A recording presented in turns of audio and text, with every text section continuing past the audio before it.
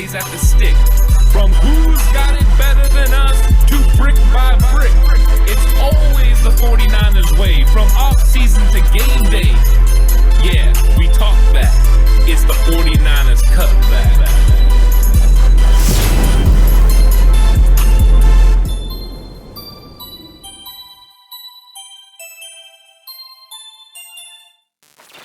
It's 49ers Cutback Podcast time. It is time to discuss the 49ers game plan on offense and defense against the Seattle Seahawks. Yeah, and it's a game plan, Ant, that's going to be very unique. It's going to be very different than anything we've seen from the 49ers in the past, because the two pieces that you've counted on, relied on, built your offense and your defense around are both out. No Deebo Samuel, no Fred Warner, and Fred's doubtful. Maybe Fred Warner, a doubtful Fred Warner. Yeah, he's a doubtful Fred Warner. I don't think he plays. But a 25% chance of Fred Warner. We got to leave like that 5% chance that he actually gets out there. So you're telling me there's a chance? Pretty much, yeah. All right, well, look at that. But look, still, you can't, even if you're D'Amico Ryans, you cannot count on having Fred Warner this week. So you're building your game plan without him. And so what could that possibly look like? What areas of the 49ers going to attack the Seattle Seahawks team? That's what we got to get into today. And let's start on the offensive side of the football, Ant, where, yeah, you got Brandon Aiyuk. Yeah, you got George Kittle. But do you have that piece that can do those same types of things that Deebo can? I don't know if you have that on the roster. And if you don't have that on the roster, what can the 49ers do to take advantage of a Seattle team that has a very weak secondary, at times has a questionable defensive line play? However, when we watch the All-22 film against the Washington football team, Washington football team can get real no push against their D-line. So is this D-line going to be a problem for the 49ers offensive line? And if not, can the 49ers do enough in the run game to cause problems for their secondary? Well, I'm going to start this the same way Herman Boone was talking about Gary Bertier. You cannot replace a Deebo Samuel. You can't replace him with one guy. What you're going to try to do is replace him with a multitude of guys doing a bunch of different things, using each one of their skill sets to make up for the loss that is Deebo Samuel, because there's just nobody that can do the things that he can do at the level he can do that are as versatile as he is. So you got to find different ways to use Brandon Aiyuk, George Kittle, Kyle Juszczyk, Jawan Jennings, and Travis Benjamin. All these guys in certain ways that you can use them and move them around. And it's all about getting these guys in positions to be successful using their skill sets. Are you going to be able to do the same things you did with Deebo Samuel? No. But now Seattle has the thought process of, now we're not preparing for what Deebo Samuel does, but preparing for what Kyle Shanahan could do with all these other pieces. Has Kyle Juszczyk been a huge piece of this offense as far as catching the ball or running the football? No. But can he be? Yes. So now they have to prepare for the unknown, and the unknown is good for the 49ers. And as far as that defensive line for the Seahawks go, the best pass rusher on the team is the guy that rushes off the edge. He has 5 sacks. Kerry Hyder has 1 sack. So if you're talking about a defensive line that creates pressure continuously, it's not. It's not Seattle. The 49ers are sitting in a good position where if they get this run game going and they establish this run game early, not only will it open the play action, but what it will do is put this offensive line in the best position to be successful. Kyle Shanahan discussed Tom Compton being the best option in the run game. That's why they decided to go with Tom Compton, because he's ahead of Jalen Moore in the run blocking. So they're not as worried about the pass blocking. This is what we've talked about before about Mike McGlinchey and some of these other guys. There's concerns about them in the pass game. It's because that's not what they do great, but that's not why they're there. You want to run the football first and you pass second. When you're putting Jimmy Garoppolo in 3rd and shorts, he doesn't have to hold the ball very long, which means these guys don't have to block very long, which means they don't have to hold up very long. And if you don't have a long time to get after him, you're going to be successful. So that's kind of what they're going to have to do as an overview to attack Seattle. Correct, Ant. That's all of the things that they're going to have to do, my guy. I mean, you covered it brilliantly. And the only thing I could build off of is the way potentially you could utilize some of these players in those Deebo-like roles. Aiyuk can be utilized sparingly in the horizontal offense aspect, whether that's reverses, jet sweeps, things of that nature. But you're not going to be able to bring him back into the backfield and utilize him as a runner the same way you would a Deebo Samuel. He's not Deebo Samuel. He doesn't run that way. He doesn't have that same type of vision. Doesn't have that same level of physicality with the ball in his hand as a runner. As a blocker, Brandon Aiyuk is as physical as they come. As a runner with the football, that isn't what Brandon Aiyuk's strength is. It's not the physicality with which he runs. It's his ability to remain balanced off contact, as well as make guys miss and get out to the edge. Make plays in space. He's more of a shifty option than he is a physical bruising option, which means well, that opens the door for other guys to potentially have running opportunities. George Kittle, I've mentioned all week, has been utilized in sweeps before. Don't be surprised if you see that a little more, maybe screen action with George Kittle, especially if the run game gets successful. Play action sort of screen looks with Kittle could work. We saw that last week. A big one in the red zone that got back all of the yards after a holding call. So those could be useful as well. And then tunnel screens on the outside. Tunnel screens on the outside are going to be very important. We've seen them do this quite a bit with Juwan Jennings in the past. I saw it in the preseason. They attempted one early this year to him that he dropped. Then he successfully caught it one since then, I believe. So there are a lot of ways that you can take the things that Deebo does well and then find the right situations and time to hit on certain aspects of it or do it in different ways, try and create. But at the end of the day, it's going to fall on Elijah Mitchell to get the run game going and Jeff Wilson Jr. to be more consistent as a runner. The health is still not all the way there yet. He's not all the way back. But each and every game, he's getting a little bit closer. Well, this is a game we need the best version of Jeff Wilson Jr. out there because this is a game where we need him to take 15 carries or so, 10 carries if we can, and try and get that 4 yards a carry, 5 yards a carry, and keep those chains moving, keep the sticks moving. Because like you talked about, if you can keep things third and short for Jimmy Garoppolo, good luck. Good luck any defense in the NFL trying to take care of this offense and the scheme that Kyle Shanahan has and get after Jimmy and get in his face with a guy who has one of the quickest releases in the league with short down and yardage to go, where he can go pretty much anywhere he wants to go on the field with the football.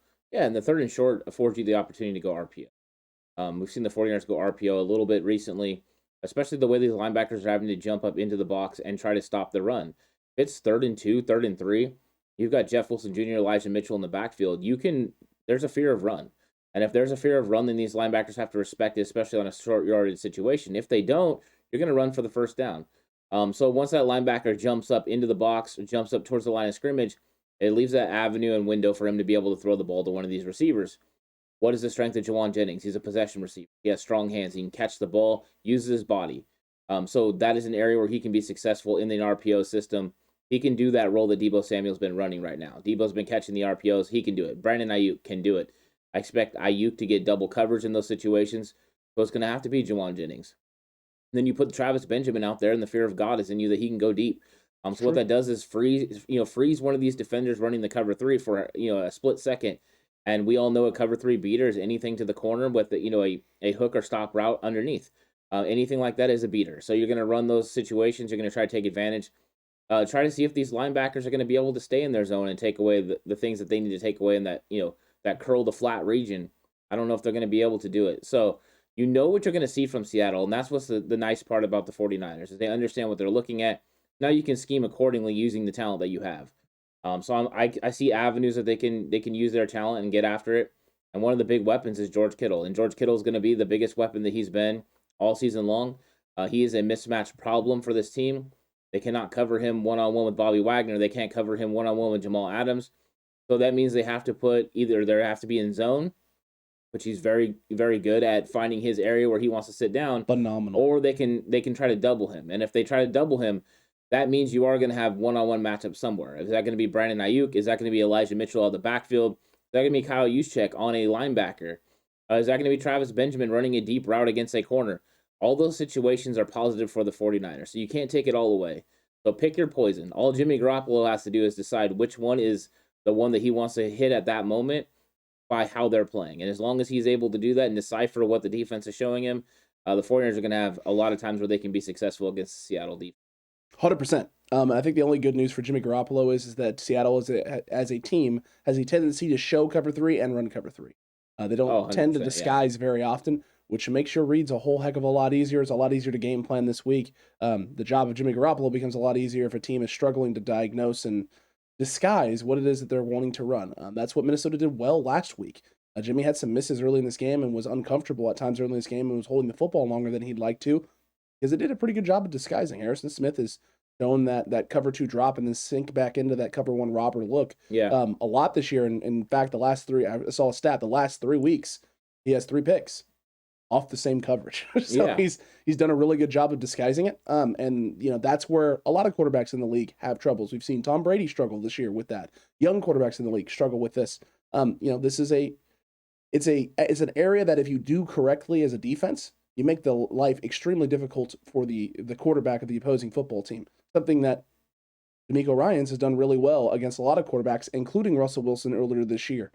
So the 49ers need to get themselves into situations where you force Seattle into their base, get them in a situation where they want to run what's most comfortable for them, because this is not necessarily a great opportunity for them. And when you get those opportunities, you have to attack accordingly and beat it. Make the right reads, guys run their right routes, make sure your spacing's on point, and win. If it's one-on-one, win. If it's zone coverage, get in your spot, get there quickly and sit down. And then O-line, hold up on protections. And then the run game, just take care of business. Do what you're supposed to do and get a push. If the O-line gets a push, and it's going to make things a whole heck of a lot easier, because if you're getting a push and washing everything into Bobby Wagner is not going to be as impactful. And if Bobby Wagner's not as impactful, this defense isn't as impactful. And then you're putting the onus on the DN, Jamal Adams, playing in the box, on Quandre Diggs at the second level to come up and make plays, tackling running backs in space. And that just means extended drives for the 49ers. Yeah, and if you watch the Know Your Opponent video, you know that when we broke down the film, you saw that when Seattle brings guys into the box, that's the only way they can stop the run. If they're sitting in their too deep safety look, they can't stop the runs consistently. So they're going to have to bring someone in the box to stop the 49ers run. And if they do that, that means they can't stop people on the back end, because they can't stop people when they sit in there just straight cover 3 look. They're not good enough at it. They don't have good enough cover guys. They often get mixed up. Diggs gets mixed up a lot in coverage and where he's supposed to go, and he likes to float and drift. Those type of things aren't good when you're in zone coverage. Those are going to give Jimmy Garoppolo avenues. We know Seattle's going to be over-aggressive. They're going to try to muck up the middle. They're going to try to make Jimmy Garoppolo feel uncomfortable. And what we saw was the first game that they played, if he wouldn't have got hurt by Kerry Hyder, the 49ers were going to take advantage of them up the seams and just outside. It's between the seams and the numbers is a location where Jimmy can still be successful, and where, if you're mucking up the middle, can leave a window and avenue to attack. So I think the 49ers will do the same thing in this game. I think that's an avenue they're going to go after. These secondary players for the Seattle Seahawks are just not good enough. So the 49ers can't overcome the missing piece that is Deebo Samuel by taking advantage of those areas and those scenarios. And when you got speedster like Travis Benjamin, he can take the top off real quick. If he goes deep and only one guy goes with him, and it's Diggs or Jamal Adams, that is a win for the 49ers. I wouldn't be surprised to see Travis Benjamin get one big hole shot play in this game. He only played 3 plays last game. I expect that to increase with the loss of Deebo Samuel, and I expect his targets to actually happen in this game. He didn't have any targets last time. This time he'll get a target, whether that is just to prove that, hey, we're willing to do it, or whether that's a big-time shot where he makes a big play, and I think he does get a big play. I like that, and I think that's possible, and I think that's something they need to do. Yep. Utilize his speed to your advantage. Allow him to be that guy that kind of operates that over-the-top, take the top off the defense type of role, and let B.A. and Kittle be the guy who, for the most part, are operating that middle area, those outside, occupying routes, those corners, whatever it is, to beat that cover 3 zone. So we'll see what happens. We'll see how the 49ers do this and how they decide to attack this offensively. And Cutback Crew, make sure you're attacking that subscribe button right now. Smash that thing into oblivion, as well as the like button as well, and the notification bell. That way you don't miss any of the great content we got on this channel, including the Friday Frenzy, which if you missed that, well, I feel bad for you that you missed out on it live. But hey, you know what? It's fine. You can always go back and watch it. So that's the great news. You got tons of 49ers content to keep you really, really satisfied going into this Sunday game, which is an afternoon start now instead of Sunday night primetime. Darn you, NFL. But now defensively for the 49ers, you have a situation with Fred Warner up in the air. It was what we'll call it for now, because It is technically up in the air. And questions at the linebacker room, but no questions really up front with this D-line. Nick Bosa playing at an absolutely elite level. Eric Armstead eating on the interior. DJ Jones eating on the interior. Samson Ebukam each and every week getting more and more comfortable in his role as the base 4-3 guy in there every down, showing that he is very, very solid against the run and improving as a pass rusher week in, week out. And we already knew he had some potential. We saw some of it when we broke it down in this offseason of him as a pass rushing threat, a speed threat for the 49ers when he was playing with the Rams last year. But can this front 4 cause enough to cover cause enough disruption and damage to cover up some of the holes of the linebacking crew if you don't have a Marcel Harris, if it's Demetrius Flannigan Fowles that's out there and maybe he doesn't have his best game? Can the front do enough? And do you foresee something in which the Niners bring a 5th guy down into the line of scrimmage more often this week? There's always a chance a 5th guy could come up to the line of scrimmage, especially when you're playing Russell Wilson, because he likes to run boots and he likes to run read option and that kind of thing. You want to make sure that you keep him somewhat in the pocket. You don't want to let him get outside where he has free vision and is able to throw on the go. I mean, he does that probably better than almost any quarterback in the league. So, yeah, bringing a fifth guy, especially if it's a Demetrius Flannigan Fowles, you want to bring him up to the line of scrimmage, let him come off the edge, set the edge in case there's some sort of a bootleg. That would make sense. Can this 49ers defensive line, kind of help shelter this linebacker group this week? Yeah, they can. I think the optimistic news is that Marcel Harris he's in concussion protocol, but they listed him as questionable, which means he still has time to clear it. And if he's out there, I feel more comfortable with him playing in the run fits and him, doing the things that he needs to do. The Minnesota film proved that Demetrius Flannigan Fowles can do it. He's not a complete bum. He's able to go out there and handle what he needs to handle. But there are questions still there. There's questions about him, being able to know everywhere to be and then also being able to shed blocks and make tackles. So, am I a little bit worried about this front seven? Yes, I am. But what I'm not worried about this defense as a whole, because I know these safeties and are going to be coming up into the box. I know we're going to see Ward, Tartt, and Hufanga, all around the box. The way they operated against Minnesota, sometimes with no linebackers on the field, and these guys were out there handling run fits and taking care of business. It makes me feel very confident in those guys. I'm very confident in them understanding where they're supposed to be and what they're supposed to do. So the run fits is not something I'm worried about, especially because the running backs that we're going to go against. Where Collins is not a big physical guy, he's more of a speed guy. So having smaller, quicker guys on the field is not a detriment to you. You can go around offensive linemen, you can shed blocks that way. You don't have to take people on. The way that DeMeco Ryans and them coach their linebackers up anyways, they're not guys who go in and take people on. They rip, they shed, and they get to the guy and they make the tackle. So this could be a perfect week for that sort of situation to happen. If you were going against a big bruising back, if you were going against somebody, I think that's why they brought in Adrian Peterson. They're thinking he can come in there and run people over. But at 37 years old, I think the 49ers will be just fine with that. They can hold him to 3 yards or less a carry. I'm not really worried about it. But I think overall it's a good situation for the 49ers. Would I love to have Fred Warner? Would I love to have Dre Greenlaw? Absolutely. But you can disguise it and you can help yourself out. And Eric Armstead and DJ Jones are going to make it easy on everyone by the way they play on the interior. The arm over move for both guys is absolutely incredible. And if you line either one of them up over the center, it's usually bad times for whoever it is that's playing center for the opposing team. And Seattle knows that better than anyone. The one of DJ Jones's, highlight reel plays of his career is a plowing through of the center and destroying of Russell Wilson there in the backfield. So hopefully we get one of those this week, especially with Russ dealing with the finger. And that's one of the things I wanted to bring up. And I want to come back around to the safety position like you talked about and the 3 guys on the field. Right. But after watching the All-22 film, Ant, it is very, very apparent. Russ not only is not comfortable, Russ is not only feeling the effects of the finger, Russ has lost a little bit with his throws. He is letting the ball drift. It is floating. He is not driving the football the way he typically does. He is not 100% healthy. He is not 100% confident in that hand. If he has time, will he make throws? 100,000% yes. These are professional quarterbacks. If you give them time and a clean pocket, they could have, bruises everywhere and be beaten to HE double hockey sticks and back, and they're still going to complete passes because they're professional athletes and they're the 1% of the 1%. But when Russ is on the move, when Russ has hands in his face, he is not comfortable. That ball is not coming out with the same zip and fire that we typically see.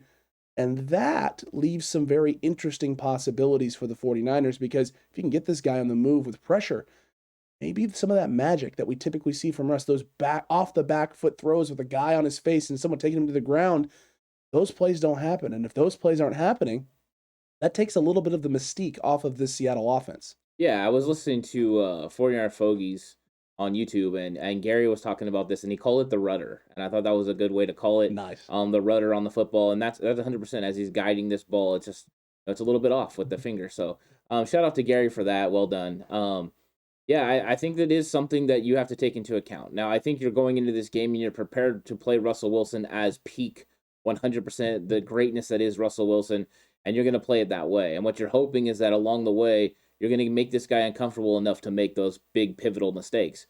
The 49ers have been taking advantage of those mistakes, and they're going to need to in this game. They're going to have to make sure there's a turnover. They're going to have to make sure there's several turnovers. In fact, you don't want to leave anything to doubt, because if you put Russell Wilson in a situation where he has a chance to lead this team back at the end of the game, there's a possibility he wins it. I mean, that this guy is just that kind of player. He's that kind of level of guy. It's annoying. It's annoying. It 100% is. And he's a special player. You have to make sure you put these guys down early. Make sure there's no chance for them to come back. But you're right. If you can get this guy on the move, if you can get this guy feeling uncomfortable in the pocket. My favorite is still the pocket collapsing around him. Don't rush too far upfield with the defensive ends. Make sure it kind of collapses and then get that push in the middle. And if you do that, you make him feel uncomfortable. He will hunker down in those situations. He will lose track of what's going on down the field until he gets outside the pocket. And if he doesn't get outside the pocket, it's a sack. Those are the situations where you can keep Russell Wilson, kind of limited in what he's able to do. So those are the situations we want to see him in, but it takes a lot of discipline by this defensive line, a lot of effort by the interior defensive line. So the rotation is going to be important this week, and these guys are going to have to keep going after him. But they do have the opportunity to do so. This Seattle offensive line is not one of the best offensive lines. In fact, it's not as good as the Minnesota Vikings offensive line that we just saw last week. Accurate, Ant. That is extremely accurate, and that is something that is, I think, not understated, but it's just not it's something that the team, a lot of people and I guess fans aren't thinking about right now is that aspect of it. The fact that the Seattle O-line has not been good. It's been bad. Yeah. It's not healthy currently. It's not going to get healthier as the season progresses either. So the more of a beating that they've been taking, the more beating a Russ has been taking. And Russ gets hurt, and now you have a situation where Russ is hurt and they're on edge because they know they need to keep the pocket clean, which means they have to play perfect. There's a lot of pressure on them right now to keep him upright and keep him standing and keep him clean. And when there comes pressure, there becomes opportunities for mistakes because teams are going to start pressing. And Bosa's talked about how he feels like he's getting better and better as a pass rusher, and he feels the sacks are just going to start piling up here as we get closer and closer to the end of the season. This is a week where it could snowball out of control. If Nick Bosa can continually win on the outside and Seattle feels like they have to send 2-3 guys his way, which is what we were seeing the Vikings do towards the end of that game in the All-22 film against the Niners. At one point, 3 guys over on Bosa, 2 guys on Armstead, and DJ Jones and Samson Ebicom one-on-one at the end of football games. That's going to lead to sacks. It's going to lead for opportunities for big wins and more problems for Seattle. And that's the big thing, right, is with this unique safety situation for the 49ers right now, where they are very comfortable putting all 3 guys on the field. And last week when Fred goes out, the fact that they had sets, where there was absolutely no linebackers even on the field, this is going to create some very interesting scenarios where Russ is going to be looking at boxes that are potentially extremely favorable run boxes. And will he have the goal to go to the run?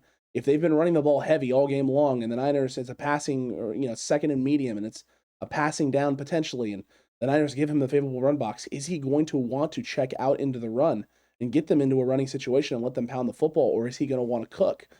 Is he going to want to get DK the football? All of these things bode well for the 49ers because you can literally put packages out on the field that entice them to run the ball, knowing that you have the advantage up front with your 4 guys against their 5. And they may not take it. Oh, I don't think so. Yeah, I think he will do it sometimes. But Russ is not a robot. He's not Peyton Manning. He's not Tom Brady. Those guys will go out there and run it every single time. Like Jimmy Garoppolo. Oh, you're going to give me this box? Yeah, I'm going to turn around and give it to Elijah Mitchell. I'm going to do what I have to do to win the football game. Russell Wilson likes him some Russell Wilson. I mean, there's a little bit of a cockiness and swagger there, and I mean, because he's Mr. Unlimited. Yeah, and it's well deserved. He's proven over the years that he can get it done. However, it sometimes is not the best situation for his football team. So can the 49ers invite him to run the ball when he ultimately wants to pass? Absolutely. Are we going to see some of those dime sets that have no linebackers out there? Probably. We're probably going to see a lot of sets that just have Azeez Al-Shaair as the only linebacker. These are all situations the 49ers have put themselves in the last couple weeks. Now they're prepared for this situation where they're going to be light at the linebacker position, but they have safeties that play like linebackers. They play very physical around the line of scrimmage. Alex Collins is a fast running back, but they can get to him. They can run sideline to sideline with him. So this is going to be about this defensive line occupying blockers, keeping people off of those safeties, keeping them off of these linebackers, allowing these linebackers to free release and free flow. And if they are, they're going to be able to make plays and stop what's going on. And it's going to frustrate DK. It's going to frustrate Tyler Lockett, and DK more than Tyler Lockett. Lockett's going to get his. I mean, he just always does. Almost always. Man. Almost always. So we need situations where we can, prevent those guys from really getting off and take away one of them, make the other one make all the plays, And as soon as you become one-dimensional, you're okay. But other than that, other than those two big weapons, this is a little bit different than it was last week with Minnesota, where they had the two receiver weapons, and then they had Dalvin Cook. These guys don't have Dalvin Cook, and that's a good situation for the 49ers. It absolutely is. And Damian Lewis he's a DNP for Seattle on the O-line. Alex Collins still dealing with an abdomen limited, and DK dealing with a foot, was limited in practice. He's been limited all week. DK is going to be just fine. Mm-hmm. He's going to be good to go. But yeah, this is such a big test for the 49ers this week, because this is the biggest amount of hurdles that has been put in front of this team this year, in terms of once you finally found your groove, right? Once you finally found who you are and how to be that team week in, week out consistently now for 4 of the last 5 weeks, now the obstacle comes, the hurdle comes. You don't have your pieces. You don't have all your weapons. You don't have all your tools. Can you still be that team? Can you still go out and punch someone in the mouth? Can you still go out and get off the field on 3rd downs?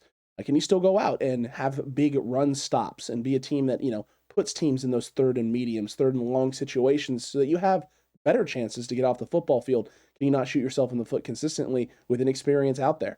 The test is now. The test is here. Who you are and are you the real deal starts this week. This is the biggest and most ultimate test, and it couldn't come at a better time for the 49ers in terms of the opponent that you have, that's also weakened and has some issues, but is also a rival that has done this to you in the past, and now you have a chance to return the favor. Yeah, 100%. I mean, you want to get out there and win this football game. You want to put some separation between you and the teams that are behind you in the playoff hunt that just continuously lose. There is a separation now between the 49ers and everyone else. Accurate. The 49ers are coming into their own, and this could either slow them down or bring them closer together. I think this is an opportunity for them to rise up, this next man up, this I got your back mentality that's been in San Francisco for years, and they can rise up, and this can bring them closer together and be like, we're going to overcome. This season got off to a rough start and a rocky start, but it built character, and now that character is going to reveal itself in games like this. Where people have played significant snaps and they're able to step in these roles that they need to play, and they're going to get it done. And, Jaquiski Tartt injury is what caused Talanoa Hufanga to get the extra reps that he got. And now he's going to be asked to go out there and play a pivotal role. And you're probably going to see some Dante Johnson, and everyone's going to be wondering why he's on the field in those dime situations. It's going to be a good situation for the 49ers. I like what they've been doing. DeMeco Ryans has been on point with his defensive play calling and schemes. Kyle Shanahan's been on point with what he's been doing on offense. They're firing at all cylinders, and I think any other year you would probably think, maybe not 2019 because they were just rolling, but true. Missing Fred Warner and Deebo Samuel might be super hard to overcome. But I think this year, this way that this team has been gelling over the last few weeks, they're rolling too good. They're going to be missing them. They're going to suffer a little bit, but I think they're going to overcome and come out better than they ever were before. And then the Cincinnati Bengals are going to get their best shot when they're all healthy again. Agreed. I think also the other thing too that's understated is this team right now, looking at what's going on and the pieces that you're missing and how much those pieces mean to your team. They don't want to let them down. Yeah, you guys have helped get us here, but you know what? It's time for us to take the burden. It's time for us to take the load for 1 week. Mm-hmm. Let's get us through this, get us into next week, get you guys back, and then let's get rolling together again. Because the last thing this team wants is to drop one after the wins that you've had. After the ways that you've won football games, now without these guys out there, you don't want to drop this without them. Let's get ourselves to 7-5. Let's take a little bit of the pressure off them, because now when they come back, if the team won without you, now when you come back, you don't have to necessarily rely on all these guys as much as they had, lean on them as much. Now the confidence is built even more throughout the roster that, hey, you know what? We all can get this done. When all of our numbers are called, we know we can step up. That just gets you to a point where you're dangerous. Because you have weapons sitting there waiting, lying in wait, knowing that when you need to bring them out, when you have to utilize them, they can step up and answer the call. Yeah, Jesse Zapolo put up a picture of a Super Bowl ring this week. Talked about the time they were 6-5, and everyone was wondering, what is up with this team? And then they went out and they won a Super Bowl. This has happened before. The 49ers are trending that way. Deebo Samuel's talking Super Bowl. So don't think for 1 second the mindset that these guys have is not to go out and dominate, win, get to the playoffs, and make something happen. They know they're a good football team. They have a swagger to them, and they're going to continue that swagger. And if they go in there and absolutely pound and put down the Seattle Seahawks, it's not going to just elevate this team, but springboard them even more. And I worry for Cincinnati. I worry for you big time. Ohio, it's time to call the National Guard because the 49ers are going to come for your ass. I like it, and I really want this to be the case. I want this to happen. It starts this week, though. 100%. And Kyle knows it. This team knows it. Kyle even said so much. I mean, I heard some people say, oh, this is a trap game. This is not a trap game. In order for it to be a trap game, the 49ers would have to be overlooking this and being like Seattle down. They're terrible. Now, we're missing pieces. There's still questions about this group and whether this group can get it done. I know they've done well for the last 5 weeks, but people still have questions. People still don't believe. You have people like Colin Cowherd talking about how the Niners are playing most of their games on the road here at the end of the season, and they're going to miss playoffs because of it. So if you're the 49ers, this isn't a trap game by any means. This is a game where you're dialed in and focused. Kyle Shanahan said he won't be surprised if this game goes down to the very last possession, something that's been a common trend in this rivalry, this matchup for many years. 2019, pretty much both games that they played came down to the last possession. I wouldn't be surprised if that is the case either. And if that's the case, Ant, and that's the mindset that they're preparing for, then they're preparing to go to war. They're not prepared to go through a steamroll here. They're preparing to go to battle for 4 quarters for the entirety of this football game and wanting to assert themselves and establish control so that way at the end of the game, they're the team with the ball at the end marching down the field to try and go up and win. Yeah, trap games usually happen when you're a team that's been rolling, when you're 8-0, 9-0, and you have a big game coming up in the future and you overlook a team that's there. 2019, you had Atlanta. You had a game the next week that you really needed to prepare for and be ready for. Those are trap games. When you've had a season like the 49ers have had with the downs, the early ups and then the downs, you don't take any game for granted at that point. You left some games out there. There's no trap games for these guys. These guys are going to be prepared every week to go out there and get it done. They're going to be prepared for every single game. And they know what they have to do to win. Because there's no margin for error right now. You need to go out there and take care of business, and they're going to do it. They have to, Ant. And you know what, Cutback crew, 49ers fans, faithful, you want to be prepared. Make sure that you're prepared, and the best way to be prepared is to be right here each and every day for all the daily content, especially on Saturdays for the game plan video, so you have a great idea of what to expect going into Sunday's game, Monday's game. If it's a Thursday game, then it'll be a Wednesday game plan video.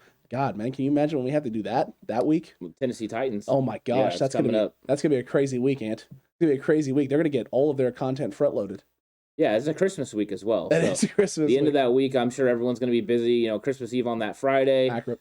Christmas on Saturday, I'm sure everyone's going to be busy. They're not going to want to watch game plan videos on Christmas Day. Don't blame them. I don't blame them. So make sure that you're subscribed. Make sure you're here for all this great content. We'll see you on the next one. Cutback Crew, the Faithful. We hope you enjoyed this look at the potential game plan. And if you want even more of a look, head on over to Patreon. We got an all-22 film preview going over Seattle versus Washington last week, and you can get an even better idea of ways the 49ers can attack and some strengths and weaknesses of the Seattle Seahawks. And until the next one, stay safe. Remember, the right way is always the 49ers way.